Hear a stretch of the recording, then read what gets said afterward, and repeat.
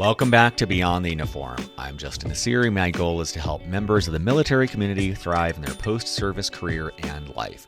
Today's episode number 445, Founding Alpha Architect by Wes Gray. And I remember in Barwana, in that base camp there was this huge mortar shell that had smashed the side of a wall out, and under it in red letters said "Complacency kills." And the idea was, every time you go on a patrol outside the wire, just always remember that the minute you think you won, you're dead. And so I just kind of think that's a good attitude to have in business. And we're just lucky and frankly blessed that the number one competitor in our entire industry just is in our backyard. So every single day, I'm looking down a bazooka, and I know if we think we won anything, we're going to get destroyed.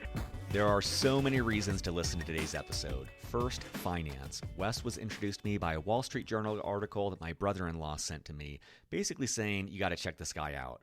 I'm still blown away that Wes has taken the time to speak with me.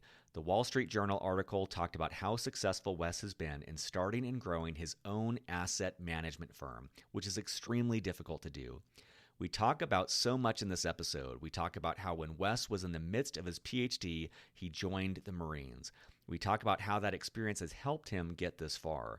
We talk about why veterans are well suited for fundraising. We talk about how to sell with a passion and how to find a mission you're excited about. And most importantly, we talk about the very simple secret to create success, which is to grind every day. I think you'll find Wes's experience both motivating and inspiring. As always, at beyondtheuniform.org, you'll find show notes for this episode, along with 444 other episodes just like this one. So with that, let's dive into my conversation with Wes. Well, joining me today, just outside of Philadelphia in Broomall, Pennsylvania, is Wes Gray. Wes, welcome to Beyond the Uniform. Hey, Justin. Thanks for having me. So for listeners, I wanted to give a very brief background on Wes. He is the CEO and the CIO of Alpha Architect, which is a research-intensive asset management firm focused on delivering sophisticated, tax-efficient active exposures at affordable costs, which I'm hoping he will explain to us on the show. He started out at Wharton, where he earned a bachelor's degree in economics, after which he served as a Marine Corps ground intelligence officer for nearly 4 years. After his military service, he earned both his MBA and his PhD from the Chicago Booth School of Business, after which he started Alpha Architect. I was introduced to Wes through a Wall Street Journal article a friend sent me earlier this year, and that Wall Street Journal article started out, quote, Wesley Gray's value-focused fund of overseas stocks is beating all of its rivals over the past year. For him, it's almost beside the point, end quote. He is also the author of the book Embedded, a Marine Corps advisor inside the Iraqi Army. So, Wes, maybe to start out, take us through, how you went from the Marine Corps to starting Alpha Architect. Sure. So I probably want to step back a little bit even before that, because my approach in the Marine Corps was a little bit odd, and it actually spins back into how I started Alpha Architect. So I actually was in a PhD program before I was in, decided to do my time in the service there. So I went in Chicago, PhD programs, 2002, did 2 years there, and then in those programs, you basically, get hazed your first 2 years, and then you have to take these things called your comps. And at that point, you're kind of done with the formal schoolwork, and now you move to what they call ABD, or all but dissertation phase. And so I'd spent 2 years in that PhD program there, doing finance and math, 15, 16 hours a day, kind of passed all the tests. And for me, I just wanted to, I don't know if I'd say take a break, but just, do something different, because I was a little bit younger. So I basically joined the Marine Corps, did that for 4 years, and then came back. Were your advisors and were your family, were they like, you are crazy, or what was their reaction? Because I can't imagine a lot of people have done that before. Yeah, you'd be surprised. There's actually a lot of military personnel in the PhD program there. A lot of times like IDF, like Israeli dudes and everything. Just because I think they probably want to, get super disciplined, motivated people because they can actually make it through, the PhD program. So it was actually interesting when I, had all this chatter about, doing my time, half the PhD program are like, yeah, of course you would do that. Why wouldn't you be in the service? People are like, well, that's weird. But it's Chicago PhD program. At that time, there were just a lot of Israeli folks in there. So I mean, obviously, like my mom was pissed off because they don't ever want their babies to go, in the service. But I think she understood. My girlfriend / ended up being my wife. She was like, "You're insane," but she also knew me, so she kind of wasn't too surprised. And then when I talked to my advisors, both of which is weird, both are Nobel Prize winners now. Like Dick Thaler was one of my advisors at the time, and then Eugene Fama as well. Fama, I don't know if you know, or your listeners probably don't know him, but he's kind of the short, wiry Italian guy who's super hardcore, shows up to work every day at, 5, 6 a.m. and just grinds, even though he's, super famous and probably has better things to do. And so I told him about it.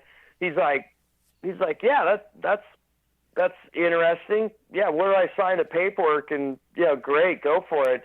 So kind of like, cool. Yeah, all good. I support you. And then, Dick Thaler, who also, he just actually won the Nobel Prize as well for behavioral finance, basically, which is just kind of saying that, humans are crazy and, screw things up all the time. He had obviously a much different reaction. He's like, what the hell are you talking about? This is insane. But then after I kind of said, hey, no, I'm actually serious. He's like, yeah, I mean, I'll support you. That's cool. Where do I sign? And, all good. So kind of a mixed bag of reaction, I'd say. Mm. That's awesome. And so you kind of like take a break from the PhD process and you go into the Marines from there. Yeah, basically, typically they give you a 1-year sabbatical. So I had to apply, that's why I had to get all the paperwork signed to do a 4-year one. And actually the good thing is the PhD director at the time, her husband was actually a Navy guy who actually retired. So he spent his 20 years in, so she kind of was, amiable the whole service thing. But yeah, did my 4 years and then, showed back up to the program and re-enrolled and, had to basically kind of relearn, everything, and even my own papers I couldn't even understand. But, it's kind of like, what do they say, riding a bike, you may forget, but when you get back on, you figure it out real quick. So yeah, I just started doing research and, just grinding every day to graduate from that place. That's wild. And did you, I guess before you started the PhD process, did you know eventually you wanted to start your own fund, or when did that idea come about? I had always been wanting to start my own business, specifically like an asset management firm, like since I was a little kid. Don't ask me why. I was always into like Warren Buffett. My late grandmother was into it as well and had me reading, like Buffettology and Ben Graham books when I was like 12. So I don't know. I just always just liked finance stuff for some reason. And I always knew I wanted to, run like an asset management business because I just thought it was cool and interesting. It's just a matter of like, how the heck do you, get people to give you money to manage and get paid for it is, easier said than done. So it took me a long time to get there, but I figured, hey, I'll just try to get really smart and, learn as much as I can about this subject. And then, hopefully luck and circumstance, will, put me in a position where, I can, make something happen. And that's obviously what ended up, occurring. But, my original plan was when I was 18 to have Warren Buffett call me up, give me $1 billion, and be retired when I was 20, but it didn't work out that way. That didn't pan out. Well, there's still time on that one. Yeah, exactly. I don't know, but that was the hope and the dream, but that never panned out as planned. For someone listening, let's say they're on active duty and they probably have an understanding that there is an industry that is finance related, but they probably don't know what an asset management firm is. How would you explain, what is an asset management firm? Well, it depends who you ask. Obviously, I can just tell you what kind of we do. So our job is, in many respects, it's kind of like being in the service, or specifically like me, like in the Marines, where essentially we leverage processes and systems to basically accomplish a mission. Where our mission is to try to go build an algorithm or a system or an SOP, like standard operating procedure, to try to figure out how to pick stocks or bonds or whatever that hopefully generate some returns that are better than just throwing darts at the wall. So maybe example, just because we got a military audience here, is take me back here, because it's been about a decade since I was in the service, but I do remember thing like SAFE, where whenever you put in like a defense position, you follow this SOP. First you lay in security, next you put down automatic weapons like your 240s, what have you. They do fields of fire, interlocking fires, and then you entrench. And what's the point of this, and why does every single Marine follow this model? Well, because this is tried and true. It works. It's burned with blood, lesson learned. Same thing what we do in the securities markets is we say, hey, we're going to identify SOPs. So, for example, we have like a systematic quote-unquote value algorithm. And what's it do? It buys cheap stocks, and these cheap stocks have indications of good fundamental quality. And we just follow that SOP. Just like a Marine, if he's getting shot at laying in a defense position, you follow the SAFE SOP. We kind of have the same viewpoint. We just follow operating procedures that we think make sense and are tried and true, and we use those to try to make money basically in stock markets effectively. And what was your how would you explain what your focus was for your PhD, and how did it relate to helping you figure out how to do that? Well, so writing a PhD is a lot of times a lot different than practical world. That's why they call it the ivory tower. So in my situation, I had kind of one part. It was a theory paper, just trying to understand why smart people, specifically smart investors, would ever share information with one another. Because for a lot of people, it's like, well, of course you share information with your friends to kind of learn stuff, what have you. But in financial markets, it's actually a puzzle. Why would you ever find a really smart stock picker who would share that information with his friends, because he wants to kind of hoard that for himself? So I wrote a whole theory about basically why people do that. And there's a lot of reasons for it, but essentially people like to share good ideas with other smart people, because sometimes that other smart person may give you an insight that you didn't even think about. And as long as it's kind of a quid pro quo, it could be a win-win. So anyways, that was like the theory, but then there happened to be a organization which still exists to this day, called Value Investors Club. It's basically a fancy message board for hedge fund managers and sophisticated stock pickers, where they would basically submit pretty complex pitches on different stock ideas, like a 10-page article on why Disney's undervalued. It would initially be shared just with the internal members of this club. I think it was, at the time, it was maxed out around 250. So it was kind of like an awesome, little, research lab where I could say, hey, this is a scenario where there's all these great ideas being posted to this message board that are kind of private and shared amongst this select group of people that keep sharing good ideas with one another. That's one, not predicted by any economic theory that I know of. And two, this is just interesting in its own right. And I end up reading literally at every single, stock pick that they ever submitted this deal, like 3,000 or 4,000 of them. And I just cataloged them in a database and, did all this work to try to ascertain, hey, are these ideas they're sharing, actually good? Do they, quote unquote, beat the market? And it turned out they did. So that's, I guess that helped me now, because I, read every stock pitch on the planet Earth for about 10 years. So it kind of, heard it all and saw it all at some point. So that was kind of useful, but it was mainly just the intellectual, PhD exercise more than anything. It's not 100% applicable to what we do in our business now, but at the margin it might be. And so how did you go from, getting a PhD to starting a fund? Like, how does one go about starting their own asset management firm?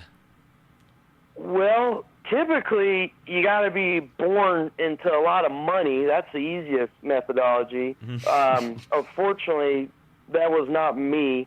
I was not part of the guy that helped us out. They call it the Lucky Sperm Club. I was not in that club, unfortunately. So I guess I had to do it the old-fashioned way, which is get lucky, and that's exactly what happened. So what I've always been big about, just doing techniques to try to discipline yourself to actually do the work.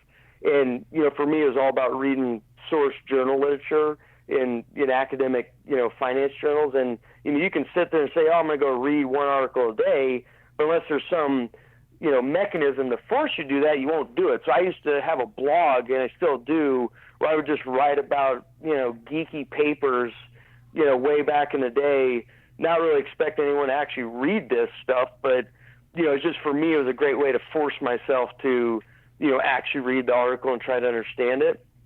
So I set that up, and then I actually went on the academic job market. So I was, basically going to be a professor, which I went on that market, and that's exactly what happened. But the exact same time that I was basically getting my academic job, I literally got cold called by a billionaire, this guy named Eddie Stern, they're part of a huge real estate family in New York, and they were just transitioning out of the 2008 crisis, and they're like, you know what, we are getting rid of all these damn hedge fund managers. Like, we got to control our own money. We got to control our own taxes. We got to lower costs.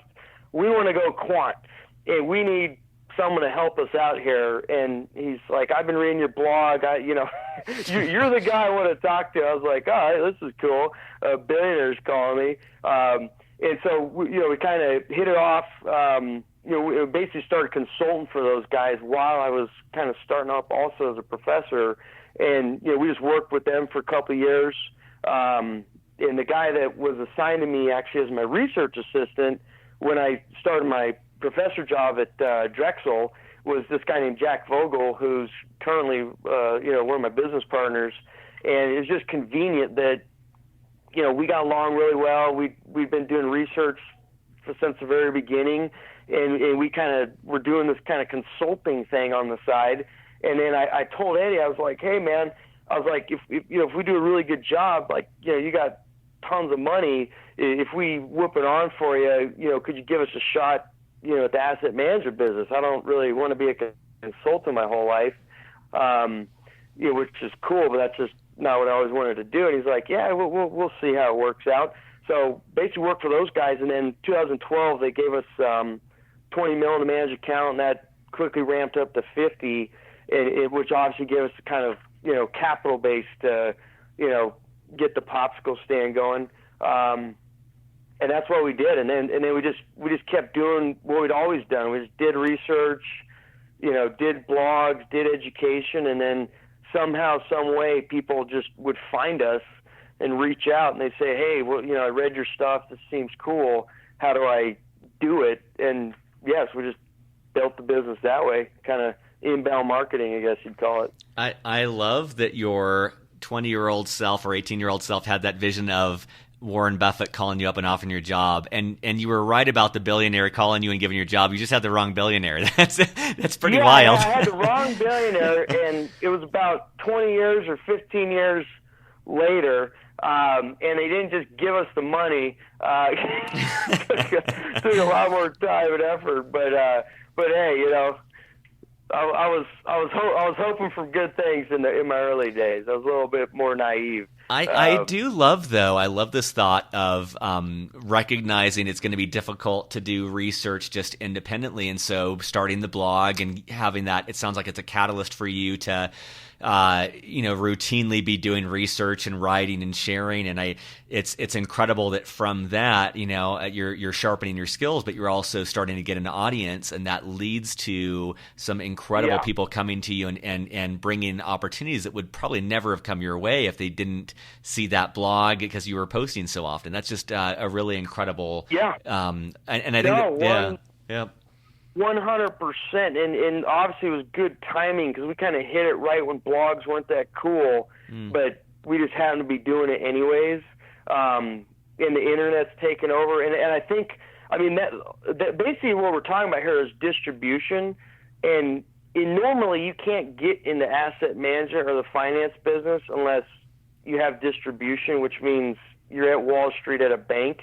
But the internet has kind of disrupted all businesses where you don't need an intermediary distribution agent anymore. You can go direct consumer because people can go on Google and find you. Yep. And so to the extent you're writing good content, being genuine, being authentic, and trying to add value, nowadays people will find you. So we just got lucky that we were able to scale without literally any sales. Like we don't have salespeople, which is absurd for a finance business.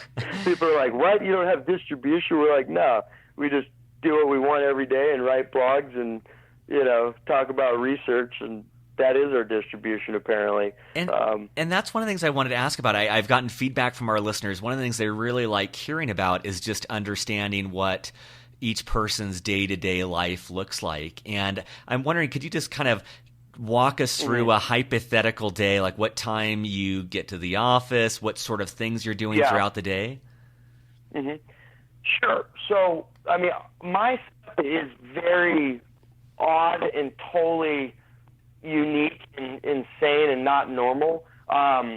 Just to preface this. So I actually am kind of a productivity efficiency anal retentive person. So I actually built an office in my house because I hate commuting. We also have a gym here, like a CrossFit gym. So I've tried to build my life around maximizing time where I can still hang out with my family and do that stuff, but also maximize my opportunity to work and get stuff done.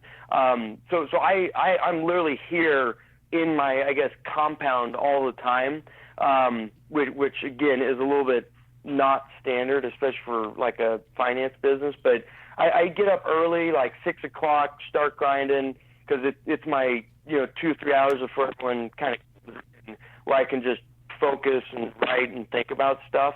And then usually like trading guy, like we have 7-8 guys that come in every day. And then once the day starts, I'm usually getting pulled here or there to put out fires or whatever. We grind till about 4:35, and then we do PT.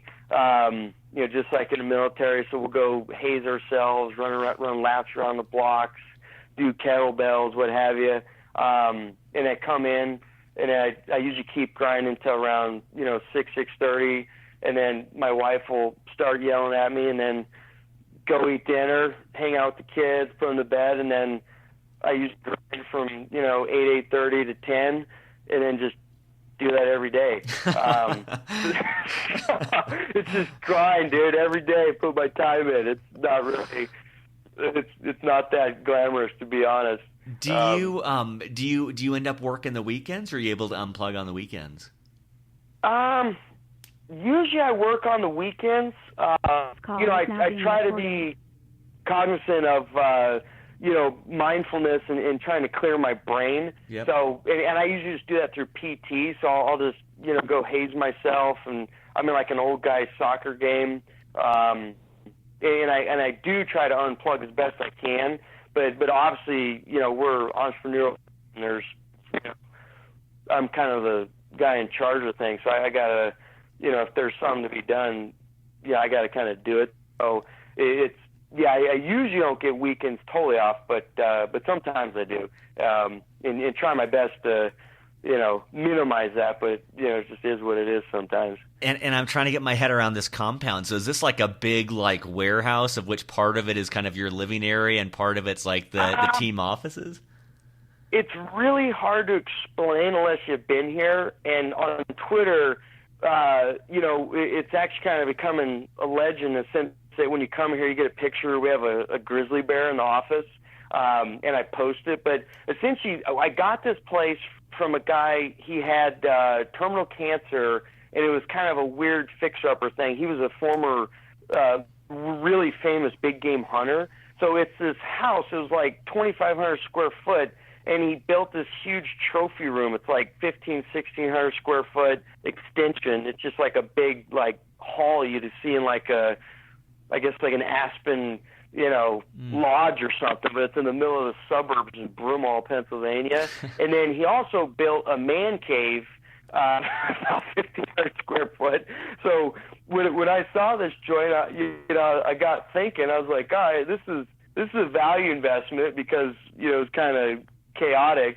I was like, I could do something with this. So we basically turned the man cave into an office. We kind of turned the great room, trophy room, and kind of a conference area, hangout area. Just basically like a massive room to just host things. And then there's actual house here too. And so it worked out perfect. So it's got a pretty big driveway, and then we have another structure, backyard that used to be kind of a garage for all his landscaping stuff, like equipment. And we just blew all that out and put like a bunch of gym stuff in there. So yeah, I mean, you'd have to show up. We also have a bunch of legacy taxidermy. So we got like a leopard, a few like bighorn sheep, a grizz. We got I guess you have to just be here to kind of to get a good sense of the situation. It's like I said, very very non-standard. And that time I'm thinking particularly before the rest of the office crew shows up, that peaceful time in the morning when you have a little bit of time to yourself. What is that like? Are you just like you're just reading everything you can and just learning and writing and thinking? I picture you as kind of the king of the cocktail party. You're just constantly taking in information and knowing everything about everything. Is there a better way to describe it to listeners? Yeah. So what I do is I usually in the morning, I've kind of pruned down my information flow where I have a lot of sources and I just keep tabs on like things I want to look at. Yep. And it's usually just academic papers. So having been doing this for so many years, I've gotten super efficient at kind of screening out the bullshit, I guess would be the French term for it. But I just get down to the meat and potatoes of like, hey, these 3 or 4 articles kind of interesting. I dig a little bit deeper, and then to the extent that I think it has a useful insight or something that maybe other investors would be interested in, I'll just write a summary or write a blog post on it. And more, to be honest though, because we've gotten such a huge platform, like I've actually kind of moved more towards even like an editorial role where we've got so many guest writers now and content for my team. It's a full-time job just, figuring out what to write about, reviewing other people's stuff, sending them back feedback so they can send it back to me. So I do a lot of that as well, just almost like, it's like running a newspaper, I guess, at some level. But another part of my role is just being an editor, I guess, of the blog. Given the other veterans I'm just curious, like what's your thoughts on why someone listening to the show may love a career like this, and what are some indications that they may really not like this sort of career? Yeah, I mean, it's basically the entrepreneurial career. So, to the extent you like challenges, you're good at just grinding it out, and you can take a lot of pain and you never give up. It's a great thing. And obviously, no pain, no gain, so there's a lot of like pain and anguish, but to the extent you love challenges, I recommend it for anybody. The other downside of it is that there is no, like in the military kind of, you get told what to do at level.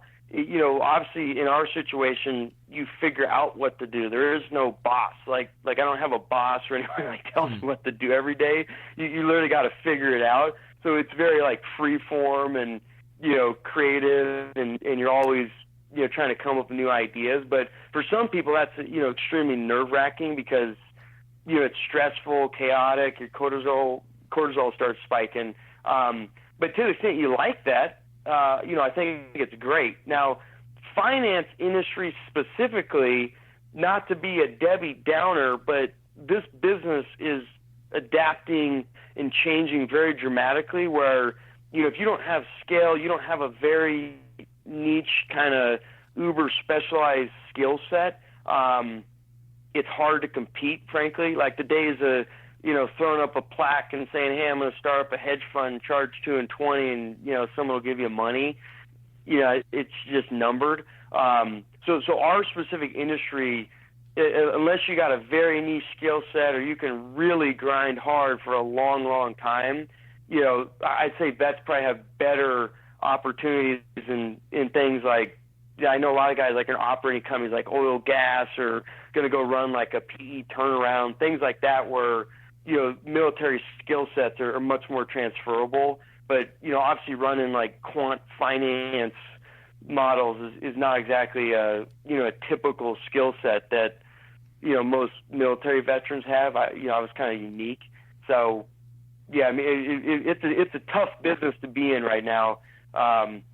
So I would think tread lightly if you wanted to get into the asset management business, unless you really knew what you were getting into as a veteran.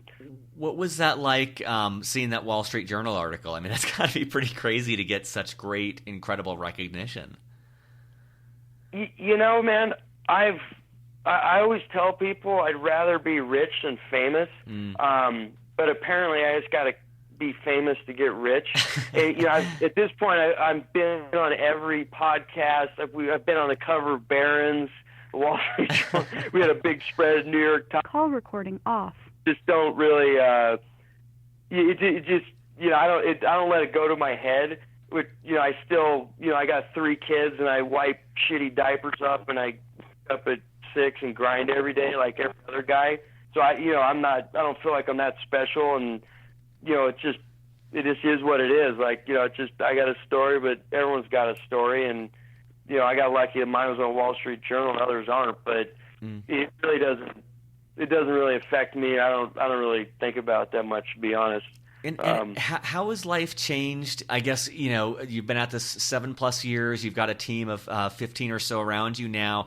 How is your day-to-day life different now than in that first year when you were just getting things off the ground? It's really not. We're still in the same offices. We have better computers, and, we obviously are making some money now. We used to just light it on fire. So that's obviously a little bit nicer, but we have a philosophy of like what we call being a cockroach entrepreneur. Again, because a lot of your viewers and listeners probably don't maybe know our business, so I'll give a little context. But there's this firm called Vanguard in our business, and they're like the 800-pound gorilla, just destroying everyone. And if you're not competing at like the razor's edge, you're dead. Well, they happen to be 10 minutes up the road from here, and this whole community, I'm surrounded by those folks. So, I kind of know where the 800-pound gorilla is, and I know how they act and operate and what I got to do to win. And it involves just being a cockroach. So, living way under your means, doing more with less, being in a shitty office, just grinding every day. So, and that philosophy, honestly, it hasn't really changed. Like, we don't really do anything different than we did, when we started this popsicle stand 7-8 years ago. We just, have nicer gear and, more folks around to, help me get things done where I'm not, doing compliance, doing trading and, doing everything. Now I got people and teammates that can help me, accomplish the mission a little more efficiently. But, honestly, we just keep doing the same thing. Just grind it out and, work hard every day. That's awesome, man. I just respect that too. I imagine having the enemy around the corner is like motivating because it causes you to push yourself more. But I love that thought of not resting on your laurels and just kind of the things that made you successful to get here are the things that are going to keep you successful to get further. And it's awesome to think of just not stepping back and coasting, but just continuing to push with everything you've got. Yeah, well, there's I'll never forget, but I was deployed in Haditha, which is out in El Anbar province in 2006, and I had to go hang out in this place called Barwana, and at the patrol base there. Like I used to be with the Iraqi dudes, but we happened to be hanging out with Marines this time.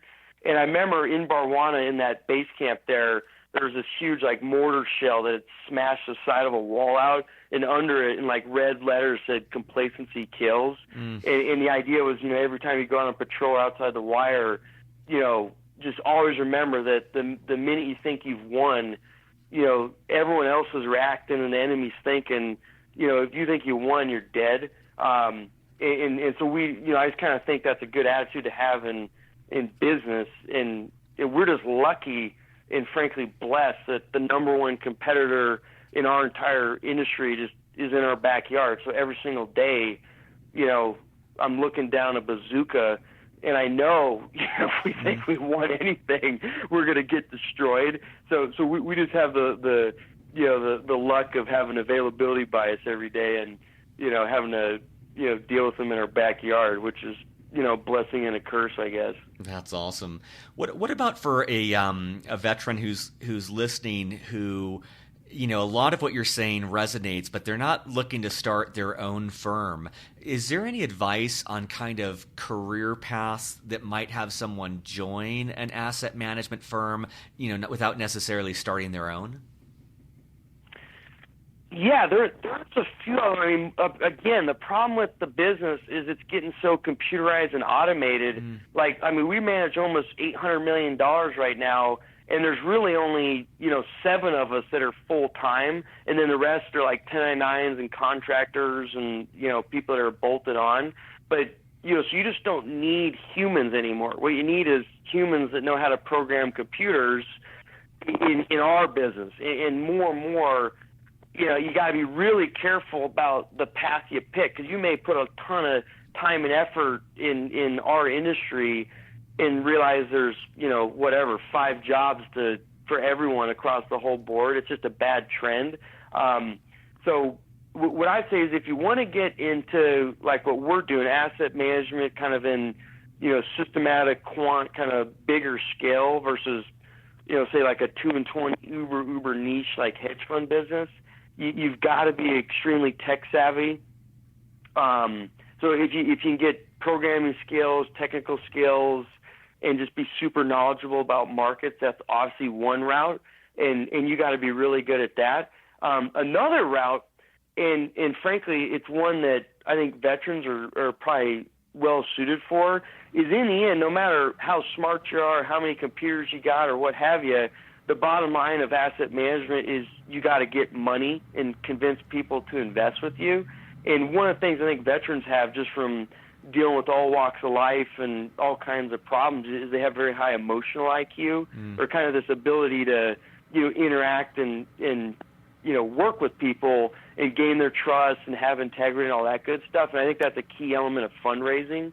So in fundraising capability is something that all asset managers for all time will always pay huge dollars for.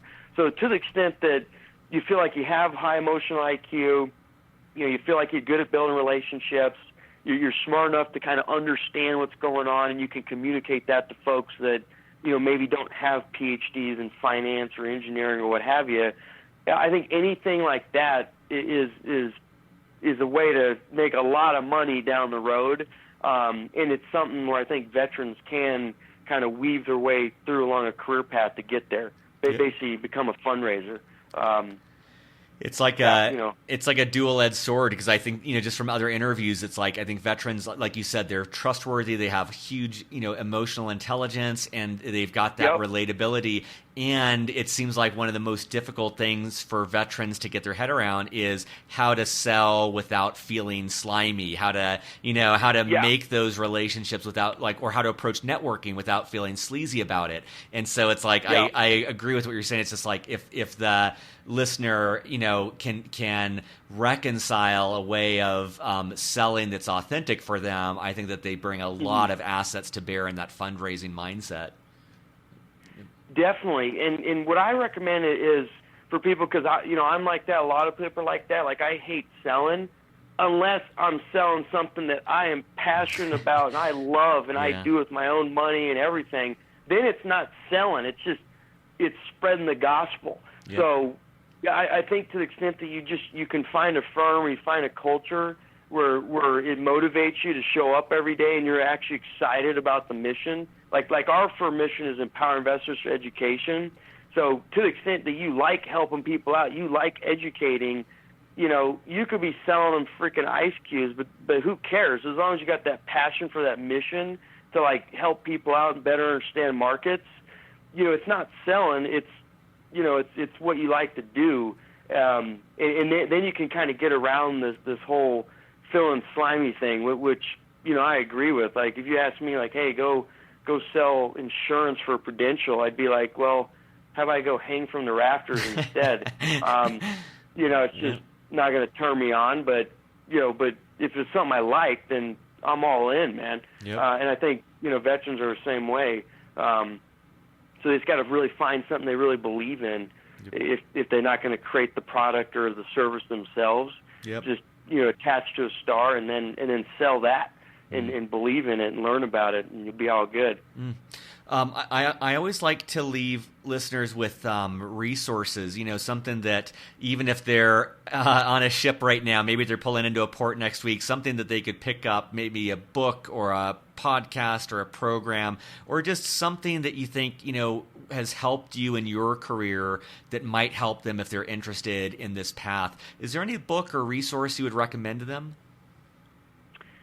Sure, I got a laundry list from simple to complex. Probably, I think blogs are probably the best, and podcasts. So at the simple end, there's a blog called A Wealth of Common Sense.com. It's done by a friend of mine named Ben Carlson, and he does do some complex things, but he's very good at just doing basic ideas in finance and investing, and communicating it in a way that I think is easy for people to understand. And then on the other spectrum is probably like, our blog at Alpha Architect, where it's more geeky, but to the extent you want to learn the research and you want to get in the weeds. I mean, that's literally the whole mission of our website, is to help people that want to be investors do that. But it is at another level. And as far as pods, Pat O'Shaughnessy's got a great podcast called Best with the Best, I think. Meb Faber's got a great podcast. There's the Investors podcast by Preston and Stig. Preston's actually an Army veteran.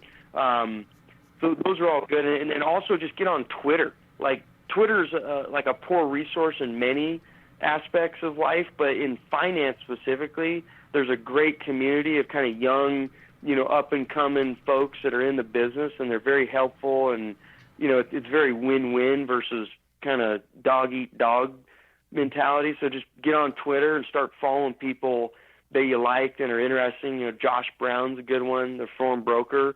And I think that right there will get you started on your way. That's awesome. Well, I always like to leave the last word for my guest, and I just ask. We've covered so many different topics that I think will be helpful to listeners, but I always like to turn it over to you for some final words of wisdom. If there's anything we haven't covered that you want to share with listeners, I'll pass the mic over to you. Yeah, I mean, I don't have any special advice except, grind every day and work hard. The one thing I would say, just from being around a lot of people in our business, which tends to kind of smoke people out a lot because they work 100-hour weeks and go crazy, is, if you're not eating right, if you're not sleeping right, and if you're not doing your PT, you're not keeping the machine finely tuned, your mind ain't going to work, and just your life's going to suck. So I think just always find time to, eat well. If you can, try to get your 7-8 hours of sleep, and always try to get your PT in, just because I think that'll keep you efficient, keep your mind clear, and, it's all about fundamentals, shoot, move, communicate. That's all the military is all about. Well, life's all about, eating, sleeping, and PTing, and working, and having fun. It's really not that complicated.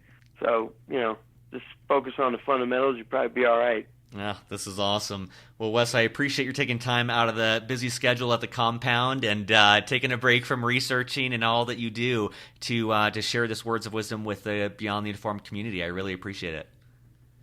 Yeah, you got it, Justin. Appreciate it, and thank you for doing what you do. I think it's a great podcast, and I actually am a huge fan and listener myself. So keep up the good work. Surface. So last year, I've done it 2 years in a row, but there's this 28-mile ruck march hosted by the Pennsylvania National Guard. It's called March for the Fallen, and the idea is you're out there just hustling and working hard to just be thankful that you can still feel pain, because obviously a lot of people don't anymore. It's a great event. It's not about money at all. It's like $30. But you're out there in the middle of nowhere, in the middle of PA, and what I do, or at least what we did last year, what I'm going to do again next year, is I get a bunch of barracks up there, and we host like a fairly large group of big money people, movers and shakers, and just people that are just good folks that are great for networking and trying to do good things in society. And we're all out there sweating together with the billionaires and the millionaires and the broke plumbers that don't have a job, but we're all in it to win it. And it's great event. It's next September. If you just follow our blog or shoot me an email, I'll put you on my list.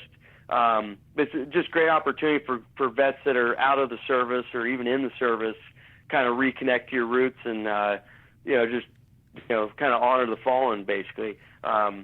That's awesome. Yeah, I will. send me a note. I'll add more info on the show notes for listeners on that too. Definitely check that out next September 2018. It sounds like an incredible event. Yeah, it's a lot of fun, and we did, like I said, we did it this last year, and a lot of people, especially if you're not from like a military culture, I think it was very moving for them because they're like, holy cow, like this is real, because you got Gold Star families out there.